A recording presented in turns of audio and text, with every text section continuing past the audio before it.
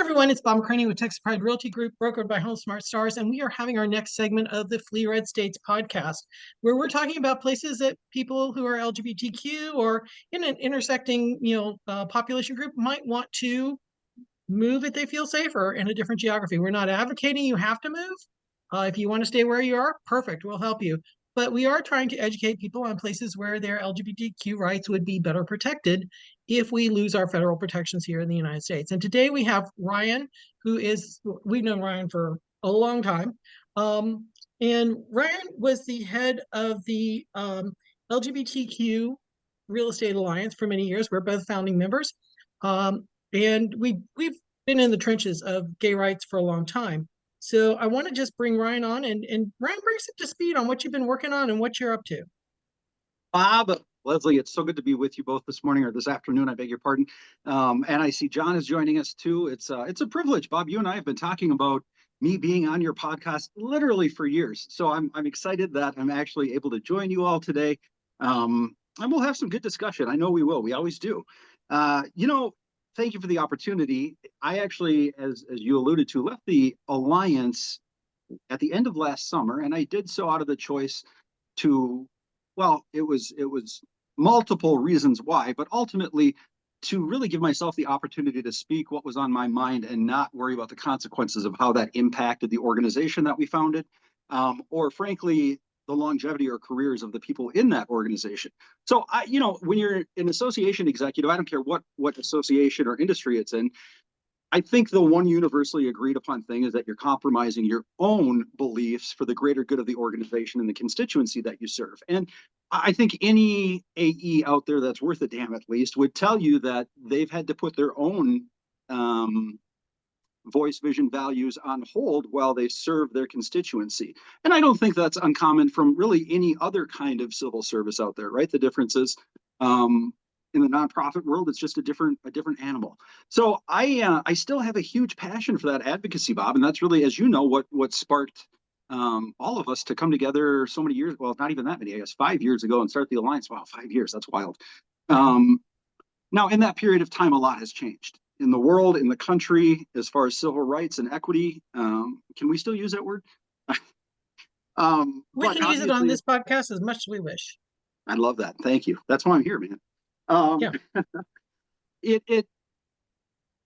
We have the ability now, I believe, we have the responsibility now to speak voice to truth. And if we don't do that, what I foresee is a complete and total erasure of history for a portion of the population that's already been suppressed and muted for an unforeseeably long amount of time. So I'm excited to be out of those confines now and be able to speak. Obviously, anything I say today or in the future represents my personal opinion and does not represent any of the organizations that I do work with right now, or I founded, or I volunteer with.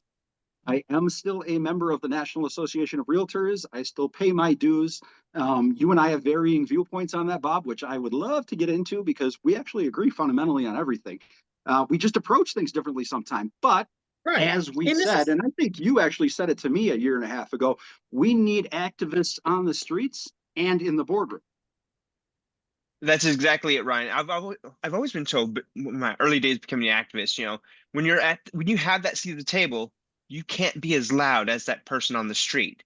So you do have to compromise, where you're at, because you are serving, and that's why I never wanted to be that seat at the table. I saw how restricted they were, and I would much rather be that voice on the streets. It's easier for me that way. So I understand why you want to step away from that so you can be a little bit louder. I appreciate that. Yeah, and Leslie has used this before about the difference between ACT UP and HRC, HRCF at the time. ACT UP was out in the streets causing mayhem, which they needed to. HRCF was in the boardroom going, yeah, they're a little rowdy, but maybe listen to what they need to say. And you and I had talked about whether I should apply for a board position in the organization of the Alliance, and I was always like, no, I'm more powerful outside, so that you can just say, I don't know Bob really well, but maybe listen to what he's saying, because I'm out here kicking up the shit, sometimes to the point that I was pissing off the organization. I know that I sent out emails and I sent out postcards and I sent out things that you could walk away from because, oh, that's crazy Bob.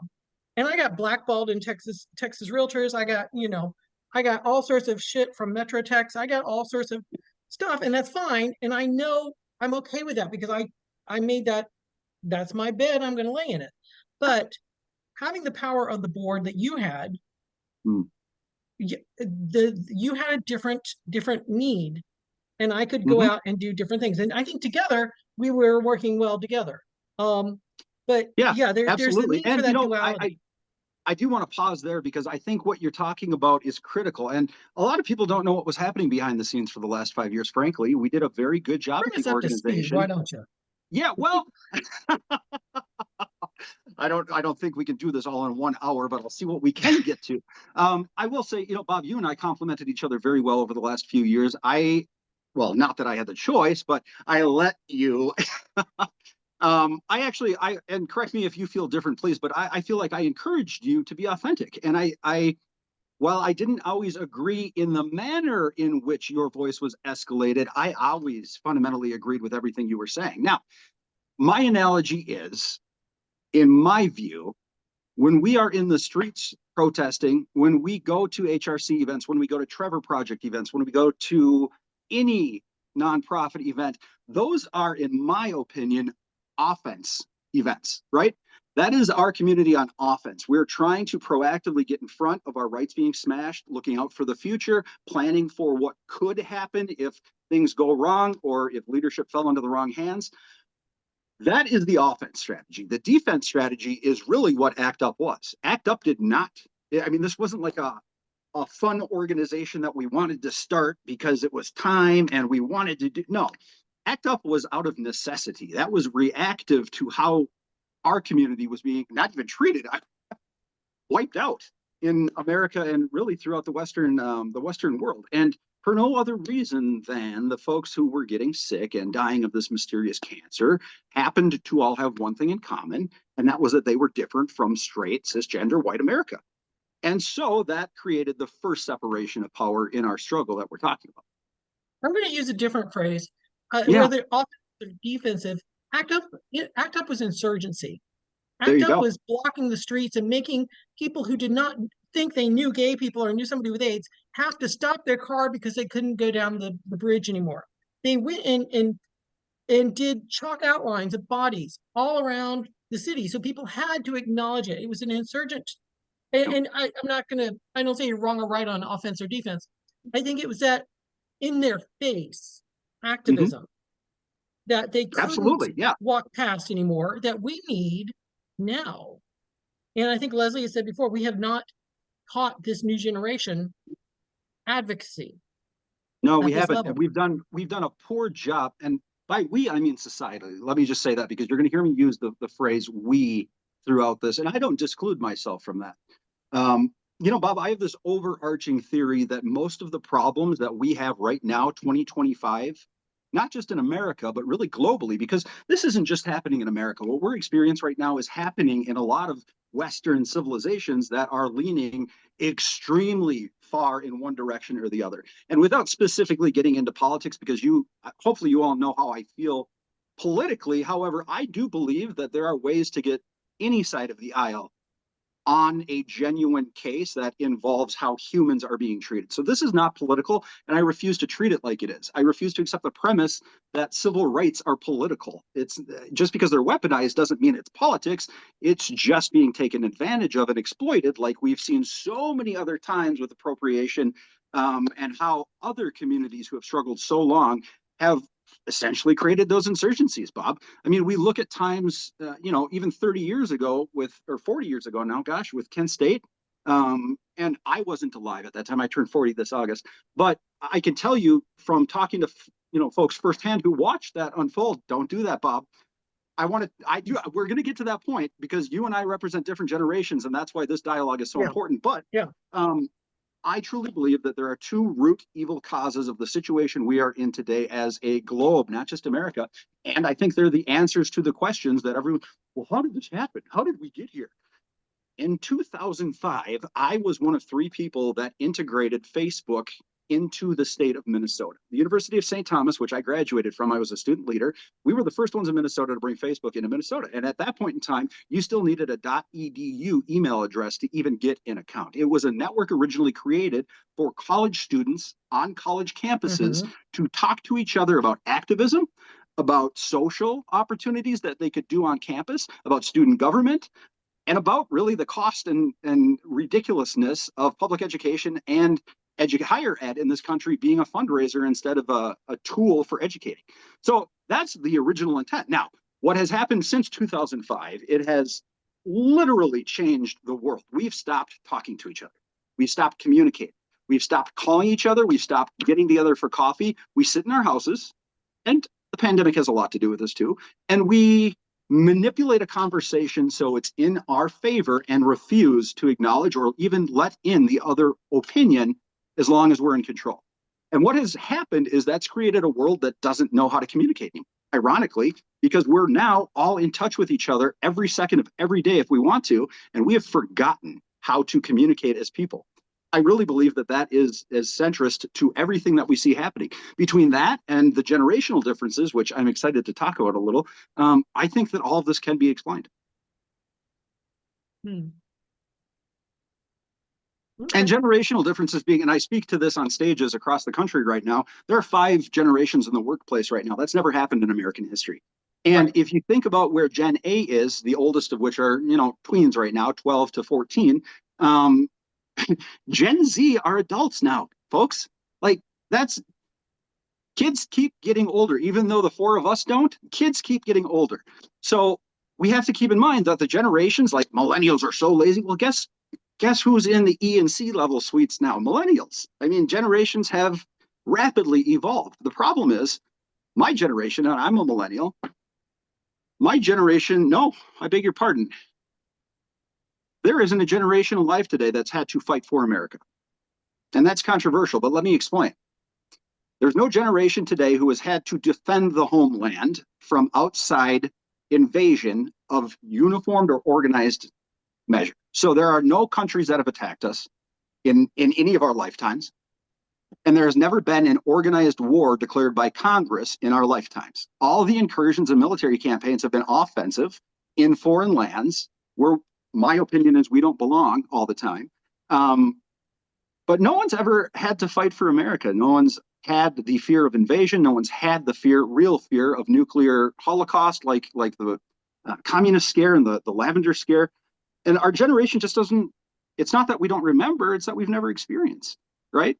So until you take something away from someone, they don't realize it's lost if they didn't know that not everyone had it to begin with. So these conversations aren't just necessary, they're critical, because right now Gen A and Gen Z have no reference points for leadership in the community, have no idea what ACT UP is, Bob, have no idea that there were 1 million people with quilts in Washington, D.C., had no idea that Harvey Milk got shot at his job or who he was. And that is the tragedy. Yeah. Oh, you said a mouthful. You did. You did. I will say, I think that the community, the LGBTQ community specifically, has been on its back foot before and knows a little bit about how to come back from that, generationally or not. There's enough of us, I'm like 5 years outside the generation that we lost. I'm 5 years too young for that generation. If we still had that generation, we would have learned more. But we have our lesbian aunts and family to learn from in that regard. We've learned diversity. We've added, I remember Leslie and I met in GLYA, Gay and Lesbian Young Adults, and we added the B. And boy, the elders of the community were rattled by that. And now we've added the T and all the, the rest of our community to bring that in. So we've learned things along the way. How to set up a medical system, how to use the medical system of the United States to benefit our population, and then to benefit women with breast cancer, and to deal with trans medical care. But we haven't learned what we haven't learned. I think what we've lost is not giving a crap what the establishment thinks of us after the fight. Yep. I think that we walk into the fight with, let's shake their hand and hope they like us. And there are times that works. There's times that works. But there are also times where no matter what you say or do, they're not going to give a crap about us. Mhm. And that's where we have to be brave enough to just say, we're here, we're queer, get used to it. Yeah. And throw the cogs into the wheels so that they have to acknowledge the chalk outlines on the ground and the cars not being able to go over the bridge. They have to be able to recognize that something has changed in their life. One thing we're hearing a lot right now with the F around and find out meme that's going around. Oof. When Republican folks who voted for Trump who are like, wait, I didn't think that would affect us. I didn't know you were Mm. going to deport my wife. I didn't think you were going to take our farm. They Right. want sympathy for the position they're in, but they were absolutely okay with letting somebody else suffer that fate when they thought it was only going to be brown people or trans people or queer people or somebody else. Mhm. They I are call that the absolutely Nancy fine with Reagan. somebody else suffering that. I'm sorry, go ahead. I call that the Nancy Reagan effect. Remember when Nancy Reagan Mm. was it was all about, oh well, suddenly Ronnie has Alzheimer's. Well, let's do Mm. stem cell research. And they were completely, but once it affected Nancy, suddenly she was for it. So and we find that a lot. And it goes back to until it affects there is a group of people in this Yep. in this country, in this world, that if it doesn't affect them, it doesn't matter. But that's part of the reason we, especially in the 90s and the 80s, like, let people know who you are. Let your family Mhm. know who you are. Make it affect them. Make it affect them. And for the majority, I believe most people are believe the same way we do. They just don't understand how it affects them. Mhm. I couldn't And agree more. I think you just hit the nail on the head. Yeah. I think we're doing a piss poor job of letting them know how what they see happening doesn't may not affect them, but it actually does. And I think we're doing a piss poor job of educating them on that. Yeah, and so I struggle with this. I really do, especially coming out of the leadership role that I was just in for the last 5 years. And understandably so, but I was able to work with a lot of people in our industry from a lot of different places. I mean, mentally, emotionally, physically, educationally, intellectually, religiously. Our community doesn't have a single viewpoint on anything, right? We are No. just like the population at large. We have everything that the general population has to throw at people. The difference is we don't get to run away or play dumb about it. We can't ignore it because it's not convenient or impacting us, right? It's forced on us. So we have to deal with it every second of every day in everything we do and everyone we talk to. There's no way that someone who's never gone through that could possibly understand what that struggle is like. And we heard that so many different times from our Black and brown brothers and sisters who've been fighting for this way longer than we have publicly, right? Who have lost way more people than we have. I mean, on a global scale alone, the Black folks that lost their lives to slavery and indentured servitude in this country, I don't know how we can even Right. ignore that without addressing that. And one thing to point out is, well, first of all, LGBTQ goes through every other demographic, Yes. but we can try to straighten up Yeah, and pass. They can't change their skin. exactly. And my So, analogy, in fact, I just said this yesterday. I forget who I was speaking to, but and I've said this on stages. Some folks watching this have probably heard me say this. I liken our community in the diverse spectrum most closely aligned as far as what the experience is like to veterans who have come back from war, and the PTSD that they're constantly walking around with in their heads every single day that no one can see on their faces, that no one can see when they walk across their threshold to go into public. It's the same kind of tortured soul that so many in our communities have and don't talk about it because they're embarrassed because of the stigmas. They don't know how to cope with it or handle it and think that they're dealing with it exclusively in their head, that no one else is experiencing this. The similarities are there. Now, if we could get those two groups of people to work together over the similarities, imagine what we could do. so personifying this, all the times that you get called the 6-letter F word in high school, Yeah. all the things that you learn, like Leslie and I were on a trip to the beach, and we're like, why don't we buy something pink? Why don't I wear a tank top? Well, Yeah. because I was always told I was fat. Right. He was always told that wearing a color was not what he should do. Um, how many threats have I received? How many, legitimate threats have I Yeah. received? That, these create, I'm not quite PTSD, I'm sure. I don't want to clinical, No, I'm not no, trying to compare it is myself just to a because veteran we who's weren't been to afflicted. war, Yeah. but it creates that reminder in the back of your head, that this is danger. There Hmm. is danger here. And it's a human instinct that you just can't override, Well, and you let's know. let's talk about it. I mean, Bob, you don't need to step on an IED to have PTSD, right? PTSD, the most common forms of PTSD are the silent ones. And all you need is to trigger the fight or flight reflex and have a poor Mhm. experience to have trauma. That's it. That's the only Yeah. requirement. In I fact, just there are wanted to so many clarify people that I'm not comparing the two. But yeah. no. I understand. I just there are so many people stumbling around today that need help and don't even know it. And we have become so saturated in falsehoods and fake realities that, and I hate to admit this out loud, people are really struggling right now to understand what's real and what's not. And we are so much further than gaslighting. We are now at a real sense of altered reality because I can make it in AI and I can Right. convince you it's real. I don't know how to battle that. I mean, we are going into a whole new style of warfare that no one on this planet has experienced except for the people who have designed it, and no one Right. sure as hell knows how it's going to end. So Yeah. this is a huge cultural experiment on a global size. So where do you see the real estate industry going with the movement away from DEI and especially Article 10 of our Code of Ethics? For anybody who Yeah. doesn't know, Article 10 is the non-discrimination um, rule for real estate agents. I was in the room where when in Mm-hmm. New Orleans with Leslie. I don't remember 21? if you were there. I'm sorry. Was that 21 or 20? No, that was 10. No. That was Oh, really? 2010. When Yeah. sexual orientation That was added to predates the me. Code of Ethics in Oh, Louisiana. gotcha. I thought you meant 10-5. And yeah, and I remember, being in the room and having half the room be like, well, why is this even a question? And the other half of the room going, we don't want that. Yeah. And I'll say it in a Southern accent on purpose.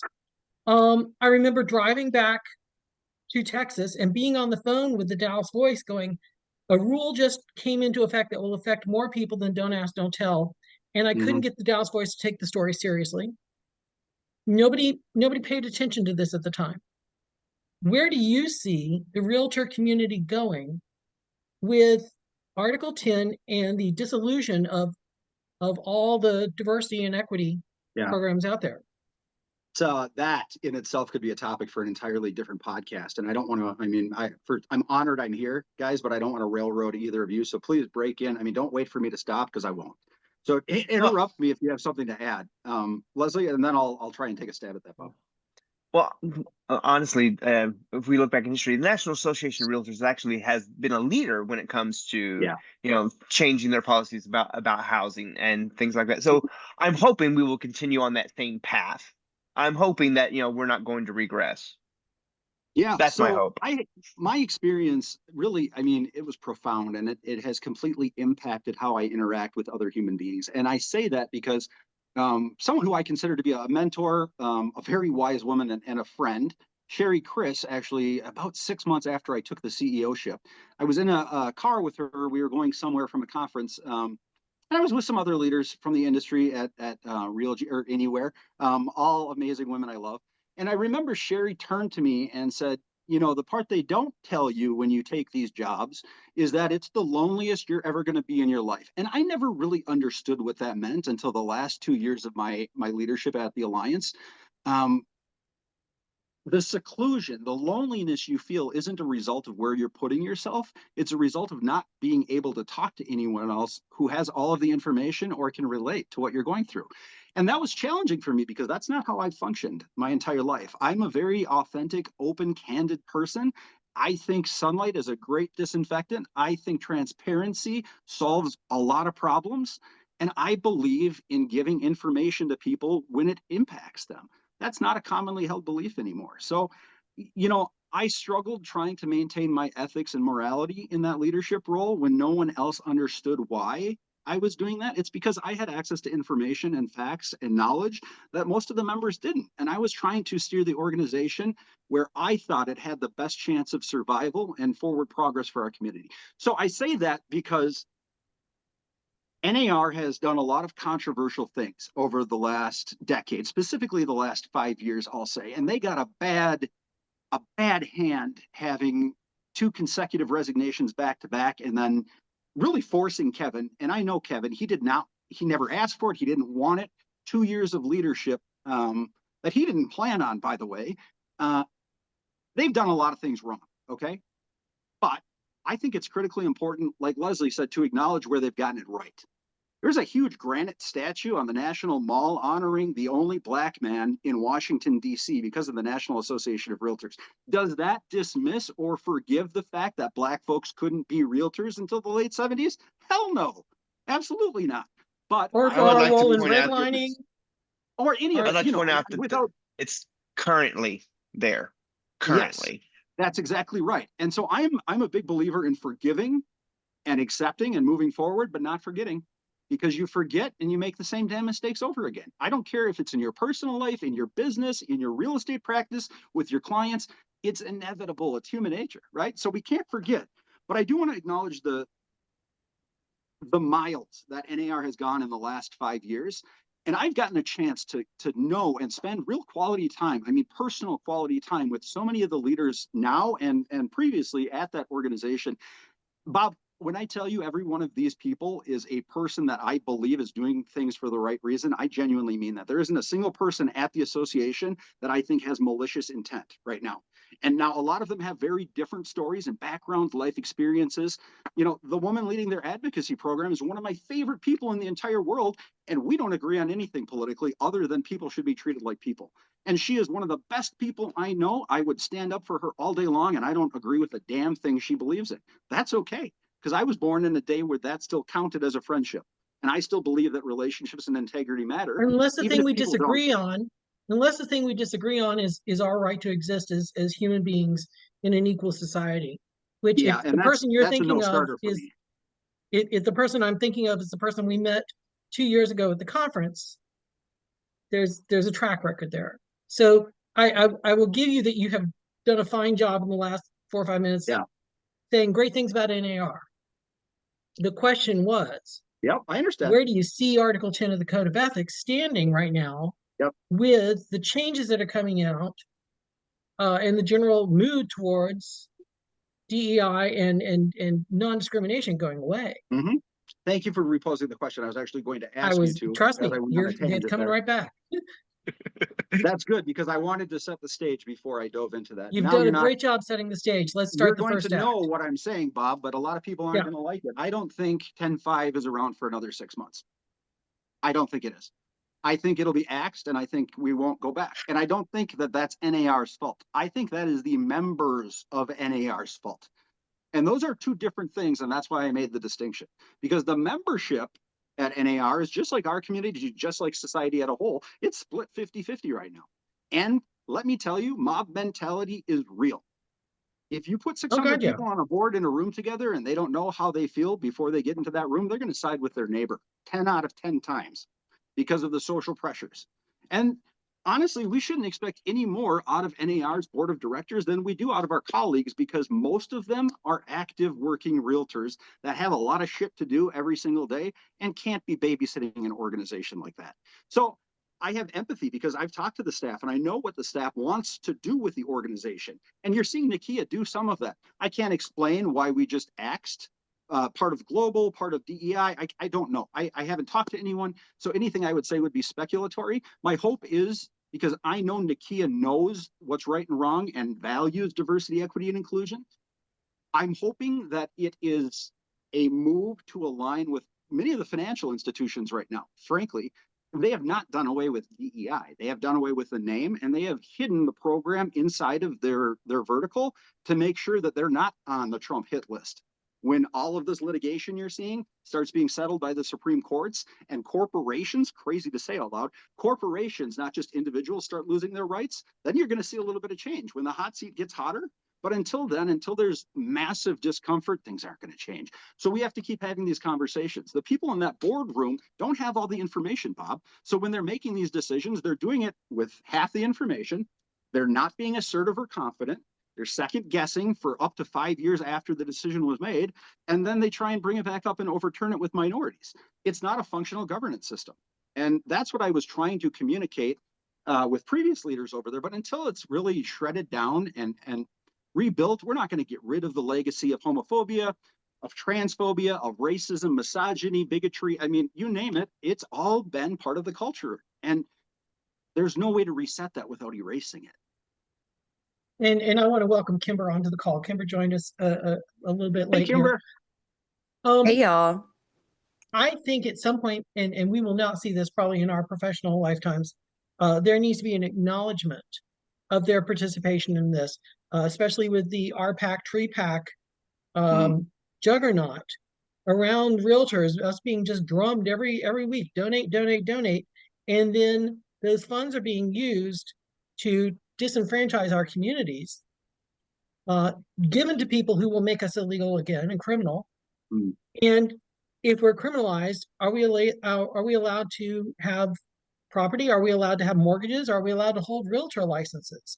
Are criminals allowed, criminals I'm putting in quotes here, air quotes, that Texas literally has a bill that makes identifying as trans illegal and it's a felony. Okay, it's not passed yet, but and you know Texas and Alabama and Florida are the ones who send the wacko laws up to the Supreme Court, who is now 6-3, just chomping at the bit to overturn a Bergerfeld and overturn Lawrence v. Texas. So when we're talking about the code of ethics and we're talking about the realtor organization with their history of redlining and suppressing membership of people of color in the organization, and you and I have had this conversation 100,000 times. It's literally we never took responsibility for that in a way that was until you just mentioned it. I didn't know that we were donors for the MLK. I believe you were talking about the MLK Memorial. There's a big shiny plaque on it, and I know the price tag that NAR paid. Well, fabulous. We shouldn't be buying our reputation. We should have earned it. And I appreciate, I'm just saying that out there. That's Bob talking, not Ryan. But no, I get it, Bob. In a perfect world, when I started looking at the LGBTQ issues with Texas realtors and what I was dealing with NAR, I went back and looked at how did we deal with the previous civil rights crisis, and we didn't. We were the ones holding it back. Article 5 of the Code of Ethics used to read that we could not introduce a person of race or nationality into a community that was a disturbance to that community. And they buried that into a lower or a different paragraph later on. And then eventually in 1973, when fair housing was passed, it finally went away. And we have this lovely Article 10. And I love that we have Article 10. I believe in Article 10 of the Code of Ethics for non-discrimination. But then we go endorse people who absolutely don't care about Article 10 with the monies we generated as realtors. And that was always the hypocrisy of it. Just always gripped me. And I talked about it at Collin County Association, Metro Texas Association, Texas. I mean, I talked anybody who'd listen. If we have Article 10, then people we endorse should believe in Article 10, or they don't get our endorsement. Yeah, and so that just seemed to be, that's when everyone kind of glaze over and look at me funny, like he's speaking a language, but I don't understand his words. So in corporate America, we call that performative DEI. They checked a box, they were happy, they could say they checked the box, and they moved on. They didn't want to actually do anything with that box. They just wanted to check it and move on. The problem is we wouldn't let them move on, right? So we turned it into a thorn in the side because we were looking for, walk the walk, don't just talk the talk. You guys have made a substantial investment in the alliance. I mean, hundreds of thousands of dollars to our organization alone over the last 5 years. Not to mention the money. I'm a 10-year member. I signed up for that 10-year membership thing. I paid up. There you go. So you've got skin in the game too, Bob. And so I can't explain to you that you're right. Contradictory is the only word for it. And that's, literally what it is. But I will tell you that I'm in a position right now personally where I'm really, really struggling every single day. There's so much contradiction right now. This world has turned into something that I don't recognize. It's not how I was raised. It's not with the ethics or morality that I was taught. I was born and raised Catholic. in a small town in southern Minnesota. I had 180 people in my graduating class. I knew everyone. I dated half of them. And I never thought I felt discriminated against. I didn't come out until college. I was very deep in the closet. I played 3 sports. I was in 2 choir. I was that guy in high school. I ran the newspaper. I did it all. I did not come out, and I could chameleon with any group. You know, that passing privilege, right? In fact, most people still think I'm straight until they meet my husband, and then some of them even question me still. But, but I say that all because the way we show up matters. And no matter what side you're on in history when it happens, the story in 10 years is going to be different.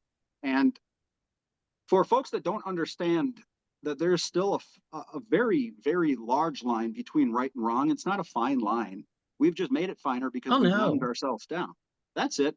The problems are still problems. They're just being ignored and not talked about. So we believe that the problems went away, but that doesn't solve the problem, right? We've never solved the race issue in this country. We just ignored it until we couldn't ignore it because a black man was in office. And then we tried to ignore it again until another black man got shot. And I don't want to hear about him being a drug dealer or a lowlife. Bullshit. I live here. I know the situation in Minneapolis. It's a beautiful, vibrant city that does nothing but make top 5 lists across the country and has constant growth. I think the only fire is probably in a fire pit in that city right now. My point is, these stories, what actually happens and what gets reported, it's a game of telephone. And by the time it hits the public, that game of telephone has gone through at least 7 source changes. So the shit being reported is vaguely accurate at best, on a good day if it's breaking. The reality of the situation is, if these changes don't happen, these businesses aren't going to exist in 10 years. And that's no other case than citing demographics in America. And the National Chamber of Commerce would corroborate that. I mean, the future of capitalism in this country is not with white folks like me. It's with emerging minorities, black and brown folks. The black community just turned over their first generation of institutional wealth ever in history in this country. The first generation of black millionaires just died. How crazy is that to think about? And we have never made any kind of effort to welcome the black wealthy community into the rest of American capitalism, when that's where the opportunity is. You talk to Gary Acosta at NAREP, the Latino Hispanic community in this country is going to be accountable for 75% of home growth in the next 10 years. That's not a myth, folks. That's a reality. If you don't know Spanish, you're screwed. Let me just put it like straight in plain national language English. You got to diversify your skill set or you're going to get buried. I mean, that's a business imperative. That's not ethics or morals. Then you have everything you just said, I understand and acknowledge. But on the national scene, which realtors are empowering with their donations, we have performative at best. Right now, we don't even have performative DEI. We're actually breaking it all down and getting rid of the words that mean America. I'm right there with you. The country that I was raised to grow up and love, and I had flags in front of my house. I mean, I'm patriotic beyond, but I'm not nationalistic. Patriotic is different than nationalistic. That's right. But it's at best, we have to, let me just change my whole sentence. We have to go on a war footing. As LGBTQ realtors, as LGBTQ people, we have to go on a war footing because, frankly, we can't wait for the next good politician to come in and fix this. We have to think about where we live, if where we live will protect us if we lose our national rights, where is a place that might be better to live, which industries, where should I have my license? I'm proud to have my license in 3 states. One is red, one is purple, and one is blue. If the red state says I'm an illegal person and tries to take my license away, which I think is a reality, I am licensed across multiple states. Now, and I will thank you for this. You posted something about 8 weeks ago that said Bob McCranie saw this coming a mile away. I felt so seen that night. Thank you for that. I'm so comfortable being wrong. And I honestly think when I am wrong, credit to the right people is due. And Bob, you were in the background saying it for 10 years. 10 years. I think our next struggle, though, is defending our licenses. I Uh, think our next struggle is defending our right to have a business, our right to have a marriage, our right to be identified as who we are. yeah. And The court case going through the court right now on Toni Catholic Morrison, Charities. Pay attention to the Catholic Charities court case at the Supreme Court being decided today or yes, tomorrow. Pay attention to that, because that's going to dictate how we are treated in the open economy and the free market. I don't let have me the finish this answer. one point. Yeah, Let me yeah, finish this one point, and I'll yield. absolutely. Sorry. Toni Morrison said the final solution was not the first solution. There was a first, second, and third and fourth solution.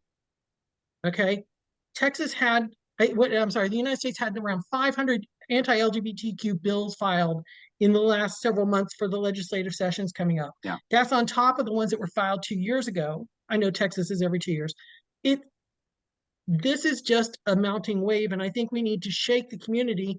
HRC has their national state of emergency that we need to shake the realtor community and say, you need to be watching for your business and your license and your right to exist in these states. Okay, I'll shush. By the way, can't argue. that's a hard thing to do. That's a hard thing to do because Yes. people have been, for especially since the Reagan administration, the news has changed, and it's kind of being fed to us, and social media just feeds us and feeds us and feeds us, and people are willfully ignorant. It is Yes. very difficult to educate and have a conversation with the willfully ignorant, and that doesn't matter, what side of the aisle you're on. It doesn't matter anything. It doesn't really matter. We have everybody. In every group there's the willfully ignorant. And it's very hard to educate those people, and we don't really have a strategy on how to do so. If things are running smooth, they don't rock the boat. If it's running Leslie, smooth for you and I them, both know that there's never been a strategy for anyone at any point in time. If families or portions of the populace or electorate, I should say, were intentionally secluding themselves in ignorant bliss, we never even have attempted societally to reach those people before. We just automatically excluded them from the conversation, kept the conversation going without them, and then wondered why they were pissed. So back to my point about communication, I think we have done a piss poor job in this country telling people what DEI is, explaining to them what woke is and how that word originated, talking about the plight of our minority communities in real vernacular, not higher ed, intellectually superior language that people don't understand. We have done a terrible job, and this isn't even politics. This is, as an underprivileged community in America, we have done a terrible job educating people and taking them by the hand and helping them get to where they want to be, instead of us shoving them over the cliff and forcing them to land on their face where we think they should be. That's the problem. You're not going to get an alcoholic to stop drinking until they want to. It's the exact same thing. You're not going to be able to educate or present information to someone until they're receptive to taking it. And if our community specifically continues to go forward with the expectation that everyone needs to show up every day from rural America and even suburban America, and should automatically have the same mindset, knowledge, information, and views that you do because you've been doing this for 15 years, Bob, that's not where we are. That's not a reality. It just continues to disenfranchise and make those margins wider. What we need is someone like my friend Gabrielle Claiborne out of Atlanta, who has dedicated her life, a beautiful, incredibly brilliant entrepreneur, someone who sat on our national board for a few years, someone who has spent a ridiculous amount of personal time with me over the last 10 years to make sure that I am a stronger person with my own development, my understanding, my beliefs. This is a prominent, beautiful, blonde, trans woman in the South, educating people on how to interact and how to start dialogue with people in the TGX community. And you know what? It's working. She is making progress. She is going to churches in the South and having discussions with full congregations that pastors are inviting her into. So the work that this woman is doing is nothing short of miraculous. That's what we need to be doing as a community. We need to stop yelling. We need to stop shouting and punching, and we need to start greeting and asking people to sit and talk with us as we share a meal. I would love to jump in. I would love because, well, Bob, and here, so let me, I guess, Kimber, before you go that far. Kimber, let Kimber have the mic for a second. But Sorry. because Kimber, I know where you're going to take this because you and I have done this. And I just want to say, I am going on the premise that what Leslie said is the only way to go. I don't believe right now that the folks who are willfully ignorant in ignorant bliss want to know because they're comfortable. Who on this call has anxiety right now? I do. This world is giving me massive amounts of anxiety. It impacts my sleep. It impacts my daily performance. Why in the hell would you opt into that if you don't have to? Because you're Kimber, privileged. That's exactly right, Kimber. Thank you. Thank you for saying it out loud. And if you have that privilege, you're going to sit in it as long as you can. It's not that the people that we need to talk to aren't willing. It's that they're not listening. They can't even hear us. And we can shout as loud as we want, but until they tune in, it's useless. Kimber.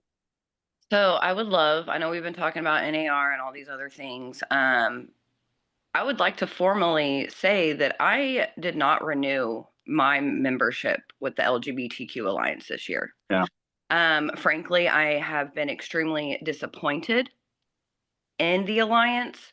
Not only how many calls did we have trying to make something happen, and having people be shut out of rooms, having to have the TGX community otherized so that they felt safe within this predominantly white cisgendered organization that I'm gonna tell you right now, I don't know if I ever got business from, but the allies in there love trying to tell you, well, I'm an ally, shouldn't I be able to get business?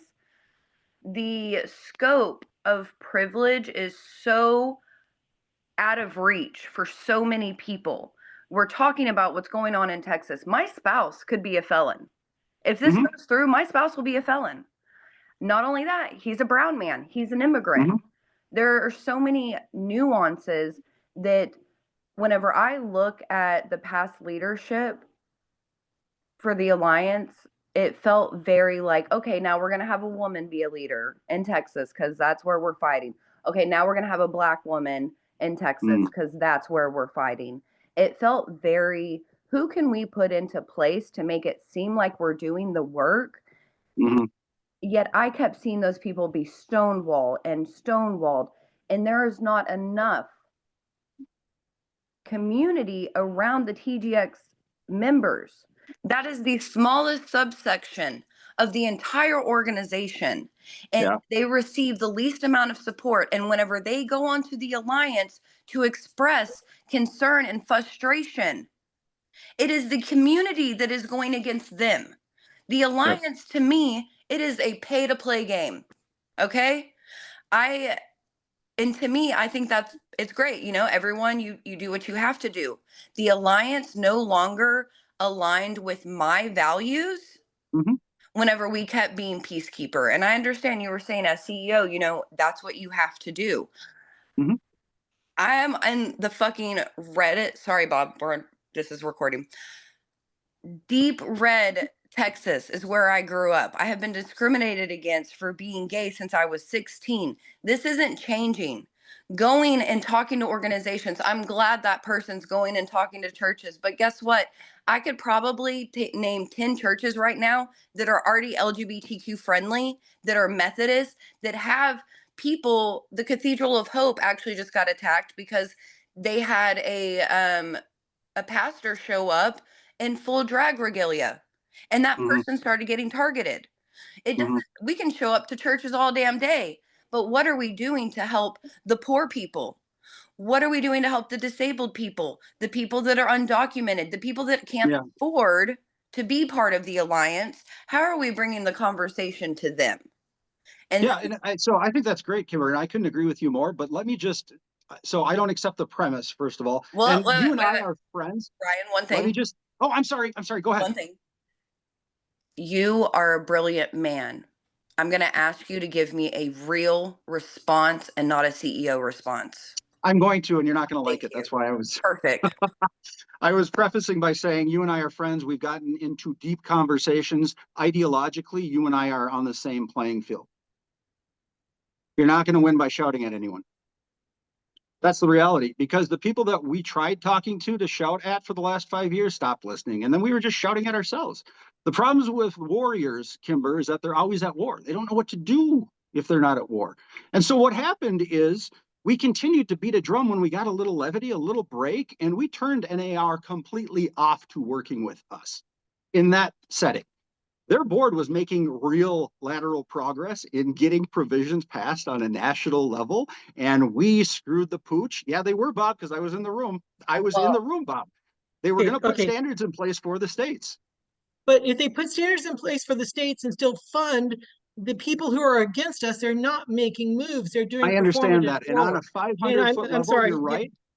But the funding isn't NAR. The funding is the PAC. They are different associations. Okay. Now we're going to break that down because NAR is the PAC and the PAC is NAR. If you say they're different, that's fine. Why are we being drummed every fucking meeting into donating to that PAC? Why don't we donate to some kids' charities? Why don't we pick a charity? No, we always donate to them. And every membership panel screen we have says, "Oh, go ahead and donate." So please don't try that. We're not the same. Well, no, but hold on now. Give me a second. Okay, I agree with you. I agree with you. The old NAR was a massive social failure of an experiment. What I'm calling the new NAR that Nakia is trying to build, I believe, I haven't talked to her about it, by the way, this is me observing from the outside. She's making hard choices. She's clearing the entire room and she's starting over. And that's going to suck for about 2 years because the thing she's doing doesn't make sense. I hope that she's going to rebuild the right way with a whole new team that doesn't have preconceived notions about what the organization is or isn't. I hope.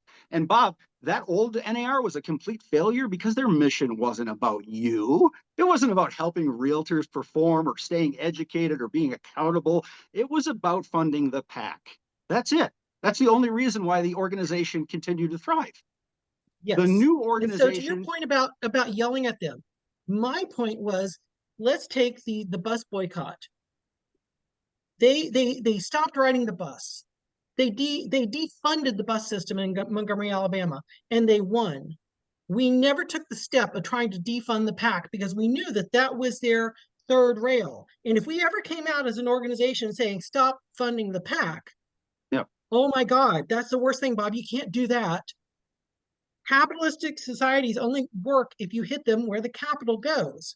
And to take that and say, gay realtors, lesbian realtors, LGBT, we are not funding our own disenfranchisement, might have been the way to go. The master's, Audre Lorde, the master's tools will never dismantle the master's house. The idea that you work within the system and be a good little realtor and be a good little person and they might like you at the end is where I just say, no, we don't do that anymore because we don't care if they like us at the end because we have to chalk outline bodies in the streets. So they have to acknowledge us. The problem is that no one cares, Bob. No one cares. You've lost 75% of the population because millennials, Gen Z, and Gen X don't give a shit. They just think you're a crazy person making gays look bad by protesting. They don't know what you're protesting or why. They just think you're loud in the streets. That's why no one is politely protesting disagree. Right now.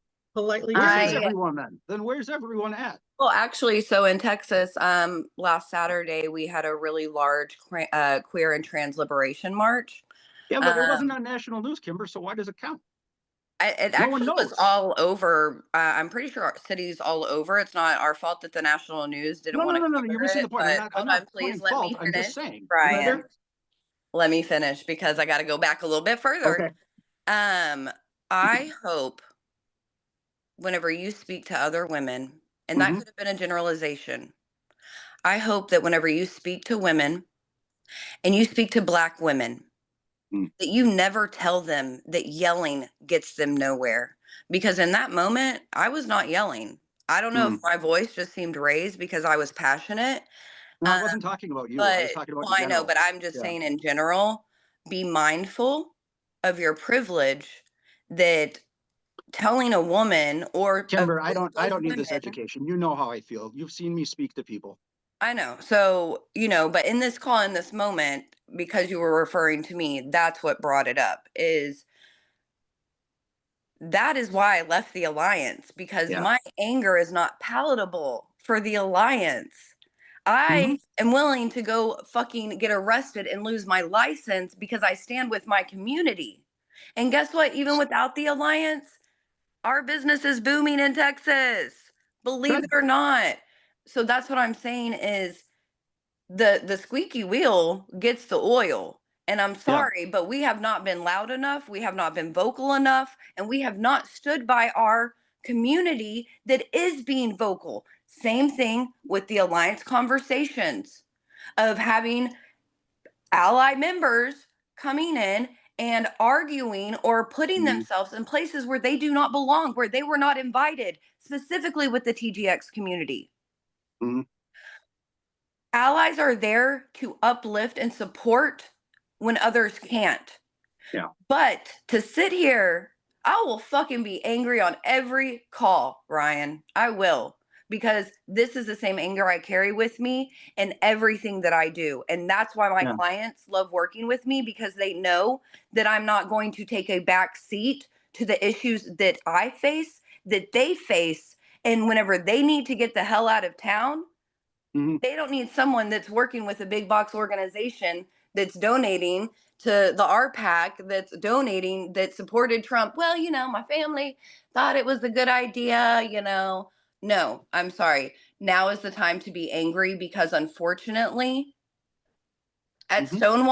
at Stonewall, the first brick was not thrown until the community finally had enough of the police ostracizing them, of them being targeted, hate crimed. They had to get physical. So I Mhm. think we're not angry enough. And that's why I left the alliance, because to me, it's just a placekeeper. It's just to say you're doing Yeah. something good. I appreciate that input, Kimber, Yep. and I know how you feel. We've talked about this. This was something that you and I took on in real time and tried to address as things were unfolding. A couple things that I want to provide as feedback. First of all, just kind of on a timeout, overarching. Folks watching this need to understand that the five of us are all friends. We Yeah. do this and we keep each other around because we keep each other honest and we push each other into places of discomfort so we can continue to grow with each other. So for folks watching this thinking, oh, this tension, this is going to get good. No, it's not. That's Kimber and I. And I would never, ever, ever want anyone to show up without that kind of passion, that fight, that tenacity, that determination. That is what moves mountains. However, what I am saying is the way that we are showing up, not this phone call, we as a community are showing up. We have elder millennials, Gen Xers, and boomers who are basically the hippie generation left. They're fighting right now and they're pissed. The problem is the younger generations hold the population. They're clueless. They're clueless. They're just listening to whatever they see on social. They're not even checking it. So the problem with that is we keep imploring activist measures that were used 50 years ago to make progress when the battlefield has changed. We're playing war on a field that was retired. We need to digitalize and figure out how to play this game in this time and be effective, because the The vehicle, physical isn't going to be the answer in 6 months to a year when the next pandemic strikes. we often say the vehicle that got us here will not get us to the next stop. Bingo. Kimber, with respect to the alliance, because I know you want to talk about the alliance and I put it off to talk about broader things. First of all, let me just say, and I never signed an NDA. I never signed a non-disparagement. I never signed any of that. You have to understand that this is my baby, right? I did that and literally quit my job and took time out of my life because I believed in it. I thought that it was necessary for the time, especially with the failure of the previous organization. I choose not to disparage the organization because you want your children to grow and thrive and be able to sustain on their own. You want to watch your kid graduate and start their first job, right? So where I really struggle with this is now that I am not in leadership, I am not part of the decision-making team. In fact, I'm not even being consulted anymore. I'm frustrated. I'm really frustrated because what I have now seen being on the outside is that the organization was hijacked at some point and completely radically changed into something that we never intended it to be. The Alliance was never supposed to be an activism organization. The Alliance was created to be like a chamber of commerce, a business organization to ensure that queer professionals in our profession continue to thrive by giving them resources, contact with clients, and education that weren't available to queer realtors in that space otherwise. That was the only mission of the organization. Now, because of when we launched, the times are a changing and the situation we found ourselves in, really socioeconomically as an organization, we had to put our best foot forward and start speaking to show people that we actually believed what we were trying to do. And in order to get the homeownership rate up for the LGBTQ plus community in this country, which is at a dismal 43% now, and only going down, by the way, our mission was on the optics. And the only way to get that through to the degree that we needed it was to take that activism stance. So what we did unintentionally was radical. And I say that in the terms of internally, not socially. We radicalized our members and got them so aggravated by only calling out negative things that we created tunnel vision for our members, and they stopped focusing on their business. They started focusing on how can we put this shitstorm of a fire out at NAR and disassociate and figure out where to put our money with people who believe in us. That was never the mission. The mission was to try and broad appeal to every corporation that works in the industry so we could have at least a small platform there instead of just going to the performative, oh, it's Pride, let's put logos on everything, right? The banks, for example. And I'll just say it because that's what it is. And now today that CRA just went out the window because of Bill Pulte, the other organizations are going to feel what it's like not to have a government mandate to fund. They're going to have to be competitive. They're going to have to do what the Alliance has been doing and digitalize some kind of platform, engage customers with your members, actually talk to your members. Some of these organizations, Kimber, don't even have an interactive membership roster that they can see who belongs to their organization.